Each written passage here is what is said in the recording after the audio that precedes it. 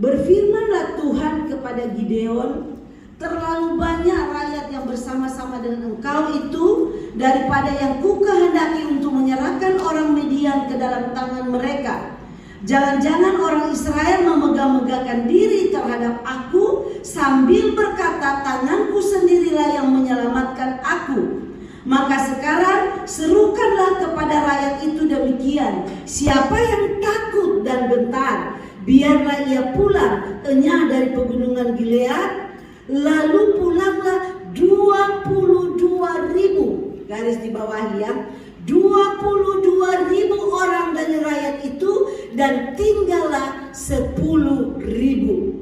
Tetapi Tuhan berfirman kepada Gideon, masih terlalu banyak rakyat, suruhlah mereka turun minum air, maka aku akan menyaring mereka bagimu di sana. Siapa yang kufirmankan kepadamu, inilah orang yang akan pergi bersama-sama dengan engkau. Dialah yang akan pergi bersama-sama dengan engkau. Tetapi barang siapa yang kufirmankan kepadamu, inilah orang yang tidak akan pergi bersama-sama dengan engkau. Dialah yang tidak akan pergi. Lalu Gideon menyuruh rakyat itu turun minum air, dan berfirmanlah Tuhan kepadanya, barang siapa yang menghirup air dengan lidahnya seperti anjing menjilat, haruslah kau kumpulkan tersendiri. Demikian juga semua orang yang berlutut untuk minum. Jumlah orang yang menghirup dengan membawa tangannya ke mulutnya ada 300 orang. Tetapi yang lain dari rakyat itu semuanya berlutut minum air. Saudara dikasih oleh Tuhan, kalau kita baca kisah ini saudara, ya, firman Tuhan ini sebenarnya ini mengisahkan peperangan antara bangsa Israel dan bangsa lain. Ini merupakan gambaran kehidupan saya dan saudara sebagai orang Kristen dalam menghadapi peperangan iman.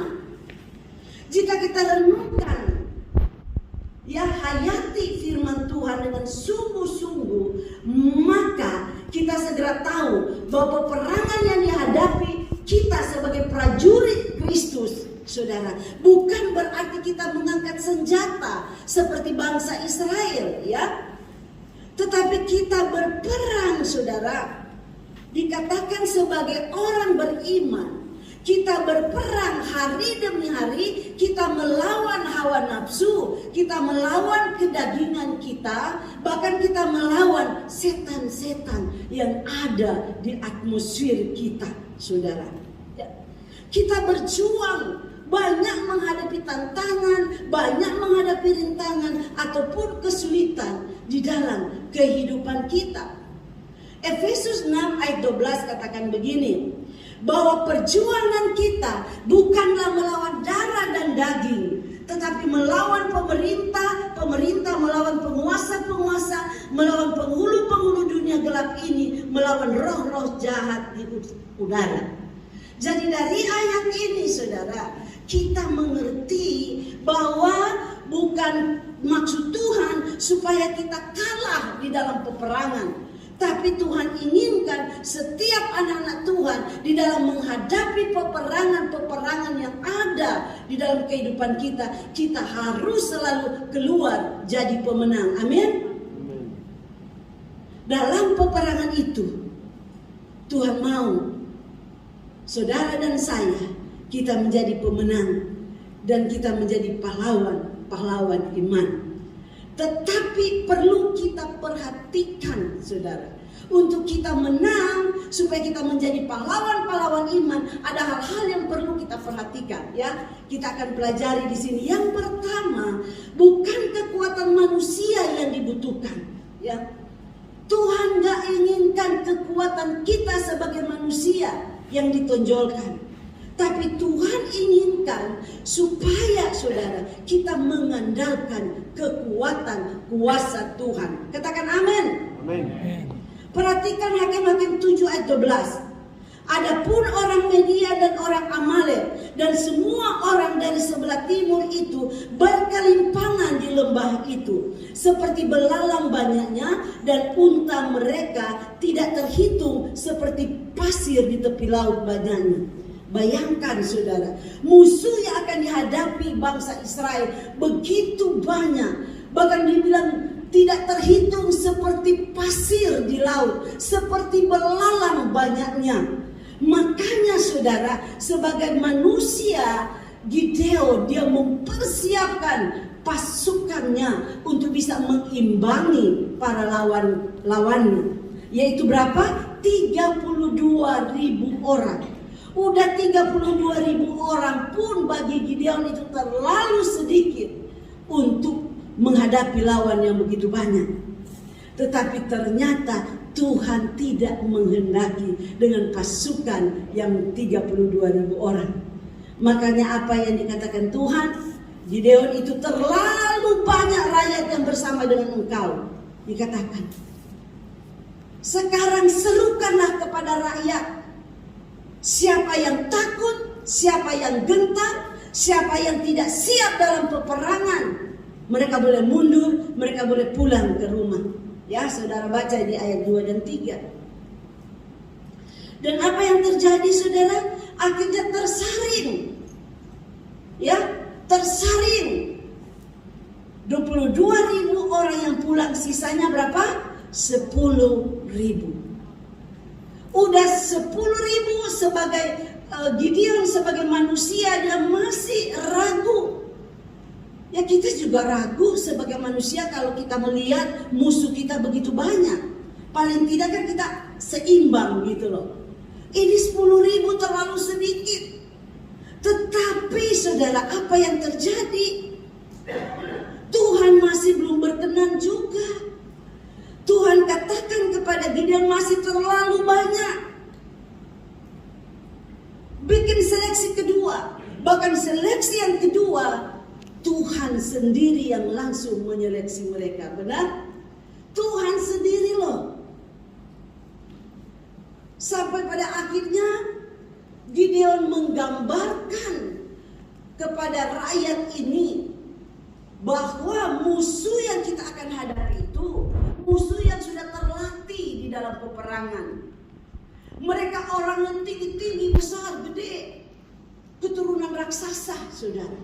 Dan mereka orang-orang yang tidak punya belas kasihan, bahkan mereka bisa makan orang. Dan akhirnya gentar, kecut, tawar hati, saudara. Para orang-orang yang mengikuti Gideon, akhirnya mereka mundur, saudara. Dan kita perhatikan, saudara. Dan akhirnya, saudara, diseleksi Tuhan. Disuruh apa?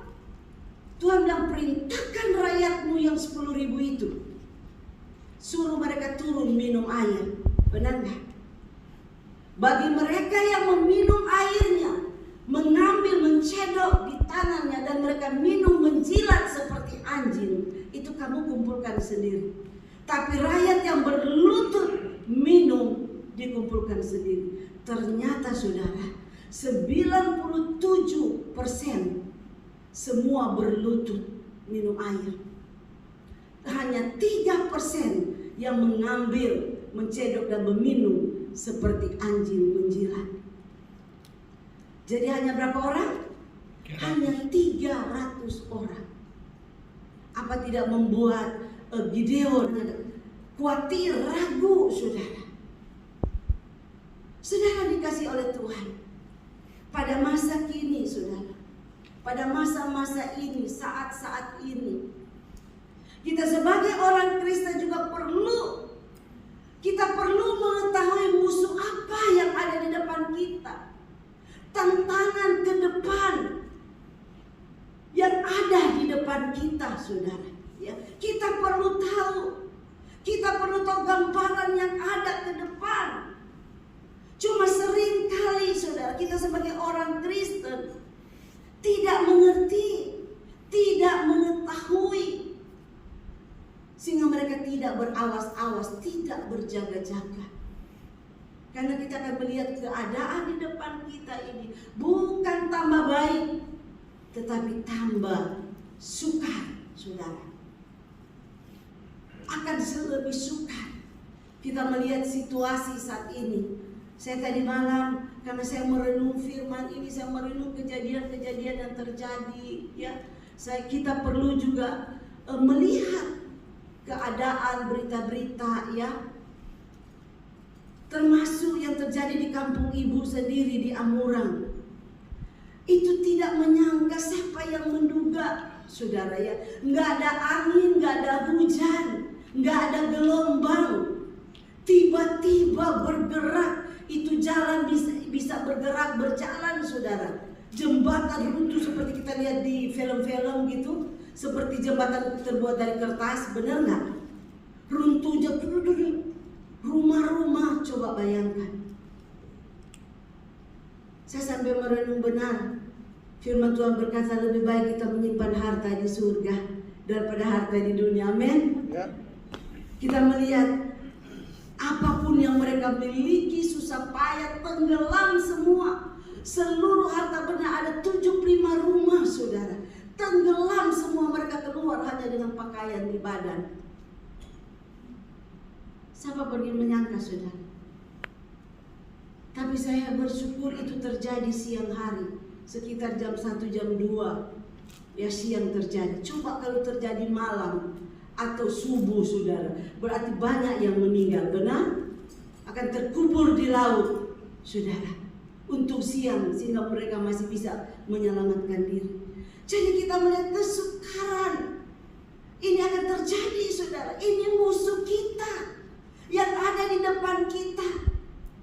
Kita harus perhatikan baik-baik, saudara, keadaan kita, supaya kita bisa mempersiapkan diri untuk menghadapi tantangan yang berat ke depan. Amin.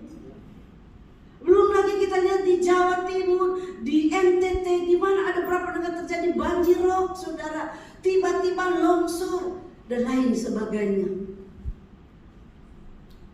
Kemarin saya lihat berita Bapak Presiden menyampaikan langsung bahwa kita akan terjadi krisis pangan seluruh dunia. Kita harus bersiap-siap dengan keadaan ini. 22 negara sudah tidak mau mengimpor pangan. Semua mementingkan negara sendiri. Benar? Jadi saudara, dikasih oleh Tuhan, kita bersyukur kita ada di Palangkaraya. Mungkin di Palangkaraya nggak ada gunung, nggak ada laut, saudara. Tapi kita tidak tahu apa yang akan terjadi. Amin.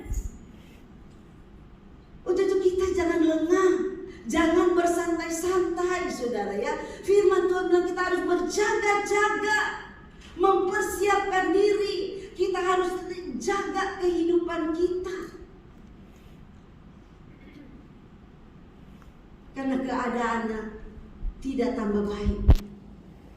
Kesukaran dalam bidang ekonomi, prinsip perdagangan yang sudah semakin ketat, saudara, persaingan, tantangan semakin berat. Tapi saya melihat firman Tuhan itu ya dan amin. Orang yang sungguh-sungguh berharap dan mengandalkan Tuhan tidak akan pernah kekurangan. Amin. Kita akan melihat di akhir zaman orang kaya akan tambah kaya, orang susah akan tambah susah, orang benar akan tetap hidup benar, tapi orang yang jahat akan tetap jadi jahat. Ini akan terjadi di akhir zaman. Ini peperangan kita, saudara, ke depan. Kita harus sungguh-sungguh memperhatikan kehidupan kita, kehidupan rohani kita. Karena keadaan ini akan memojokkan kita sebagai orang Kristen, memojokkan iman kita. Karena kehidupan akan semakin lebih keras. Tapi ingat, kesulitan yang kita hadapi saat ini, firman Tuhan itu belum apa-apa. Ini awal kesudahan zaman, tapi akan terjadi ke depan. Alkitab mengatakan bahkan tiba saatnya nanti di mana orang-orang pilihan Allah akan ditekan sedemikian rupa sehingga tidak diberi kesempatan untuk hidup secara layak. Itu nanti akan terjadi. Akan datang masa di mana orang-orang Kristen tidak dapat membeli, katanya. Akan datang waktunya. Tidak dapat membeli kalau kita tidak memakai cap di tangannya. Coba kita lihat di Wahyu 13 ayat 17. Dan tidak seorang pun yang dapat membeli atau menjual selain daripada mereka yang memakai tanda itu, yaitu nama binatang itu atau bilangan namanya. Saudara dikasih, saya mau tegaskan pagi hari ini, kenyataan ini tidak dapat kita tolak. Selain saudara dan saya harus mempersiapkan diri untuk menghadapi setiap tantangan-tantangan yang ada. Jangan merasa takut dulu sebelum kita menghadapi tantangan. Seperti yang dilakukan Gideon, ya. Jika belum apa-apa kita sudah takut, kita sudah gentar, bagaimana mungkin kita bisa mengalami kemenangan? Amin. Ya. Kemenangan hanya akan dialami oleh orang yang berani berperang. Bukan pengecut, bukan pecundang, saudara, ya. Seperti 22.000 orang yang tadi. Tapi orang yang siap untuk berperang. Efesus 6 ayat 13, Rasul Paulus berkata, sebab itu ambillah seluruh perlengkapan senjata Allah, supaya kamu dapat mengadakan perlawanan pada hari yang jahat itu, dan tetap berdiri sesudah kamu menyelesaikan segala sesuatu. Bagaimana keadaan saudara saat ini? Di mana saudara berdiri saat ini? Apakah seperti mereka yang tetap tinggal bersama Gideon, ataukah seperti mereka yang pulang ke rumah mereka masing-masing? Saya sangat berharap kita semua yang ada di Palangka ini, kita adalah orang Kristen yang berani untuk menghadapi segala macam peperangan. Amin. Saya teringat ada satu cerita, saudara. Bahkan mungkin saudara udah pernah dengar, udah pernah lihat videonya, bagaimana peristiwa ketika tentara komunis pertama kali memasuki dan menguasai daratan Tiongkok. Dalam waktu yang amat cepat sekali, mereka langsung menyerbu gereja-gereja. Dan ada dua komandan, satu pasukan masuk di dalam satu gereja. Pendeta lagi khotbah, saudara. Tiba-tiba dia berteriak dan dua orang sudah dengan senjata otomatis. Siapa yang berani menyangkal Yesus, dia tidak akan mati. Kalau kalian, siapa yang mau menyangkal Yesus, segera keluar. Dan akhirnya tahu berapa? Separuh lebih keluar dari gereja, saudara. Dan sisanya berlutut berdoa. Dan tentara komandan ini kembali dengan suara yang agak tegas, keras. Dia katakan apa? Kalian yang berlutut berdoa, berani mau mati, masih ada kesempatan untuk keluar. Dan akhirnya satu persatu yang lagi berlutut berdoa, berdiri dan keluar dari gereja. Tinggallah beberapa orang di situ. Dan komandan kembali bilang kepada mereka, apakah kalian benar-benar tidak takut mati dan tidak sayang kepada nyawa kalian sendiri? Dengan pasti dan mantap mereka menjawab, tidak. Kami rela mati untuk Kristus. Dan akhirnya, saudara, singkat cerita, komandan langsung bersuara pelan, lembut. Dia bilang, kalian tahu bahwa kami berdua ini juga orang Kristen. Kami menyamar menjadi komandan di satu pasukan tentara komunis untuk bisa menyelamatkan orang-orang Kristen yang berani mati untuk Kristus, saudara. Dan singkat cerita, saudara, semua yang keluar, saudara, ya, semua yang keluar mati, semua ditembak. Oleh itu, karena komandan ini sudah memerintahkan pasukannya bersiap di luar. Siapa yang keluar dari gereja dibawa ke lapangan dan mereka ditembak mati, saudara. Kisah ini amat tragis. Ini bukan dongeng, tetapi ini kenyataan yang pernah terjadi puluhan tahun yang lalu, saudara. Barangkali kita tidak akan mengalami tekanan seperti itu, saudara. Namun kita harus menyadari bahwa kita juga saat-saat ini, sebagai kita orang percaya, kita sedang diiring ke sana, saudara. Ya, ingat hari-hari ini, hari pemurnian. Tuhan sedang menseleksi mana orang-orang Kristen yang benar-benar takut akan Tuhan? Mana orang Kristen yang berani mati untuk Yesus?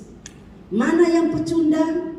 Mana yang benar-benar mengasihi Tuhan? Untuk menjadi pahlawan iman, kita harus berani melawan setiap musuh yang hendak menyerang. Yang kedua, secara cepat, bukan hanya berani, melainkan setia. Jadi syarat untuk jadi pahlawan iman yang mau dipakai Tuhan dalam pekerjaan Tuhan yang besar di akhir zaman ini, saudara, ternyata bukan hanya pemberani, tapi ada syarat lain yang Tuhan mau kita lakukan, saudara. Ya, kita melihat 10.000 hasil diseleksi. Mereka semua adalah orang-orang yang berani mati dan siap untuk maju bertempur di medan peperangan. Tapi Tuhan masih inginkan ada syarat yang lain, saudara. Hakim-Hakim 7 ayat 4 katakan, tetapi Tuhan berfirman kepada Gideon, masih terlalu banyak rakyat, suruhlah mereka turun minum air. Itu yang tadi sudah baca. Bagi mereka yang meminum seperti anjing menjilat, kumpulkan mereka. Mereka orang-orang yang akan bersamamu yang Tuhan pakai untuk melakukan pekerjaan Tuhan yang besar.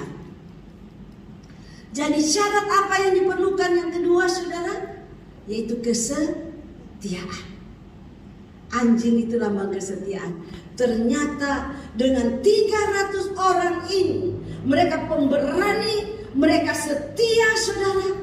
Tuhan pakai untuk pekerjaan Tuhan. Jadi kita lihat syarat ini, saudara.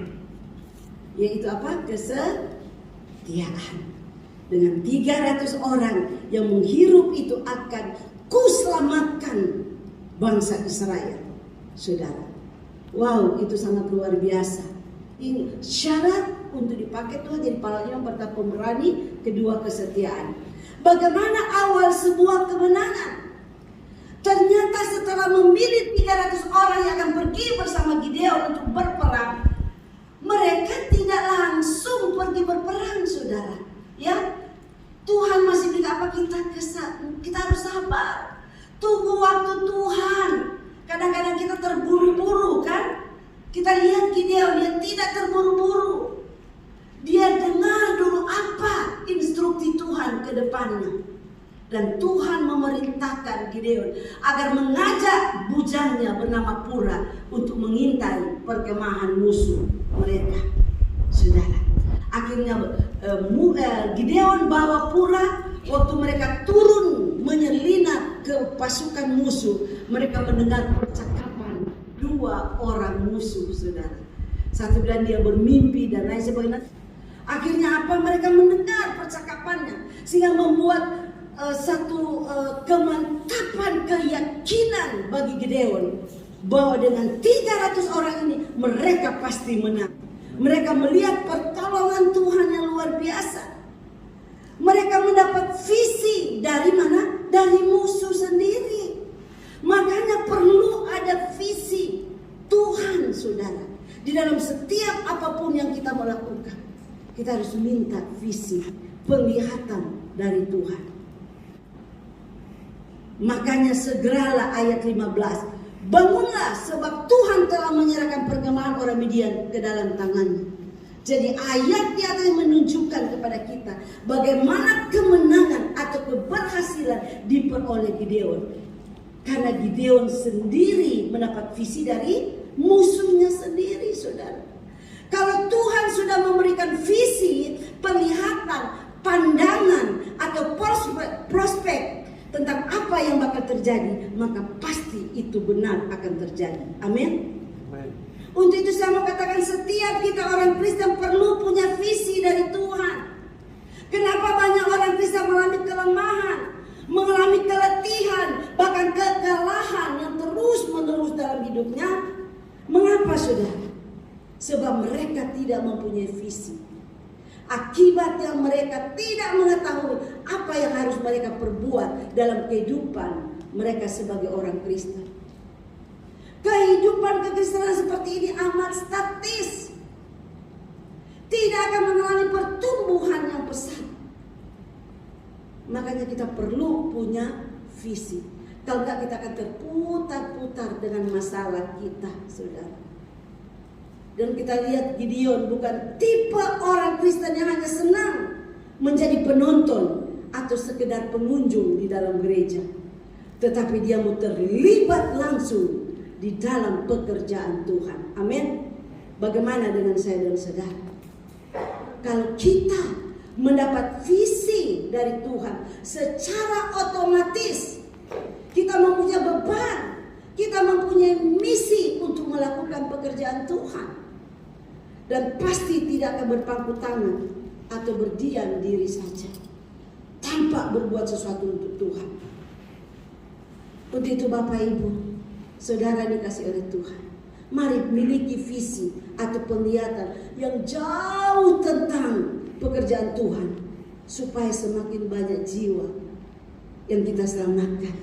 Sehingga gereja ini tidak akan muat kalau semua kita punya visi dan kita mau bergerak bersama untuk pekerjaan Tuhan. Amin.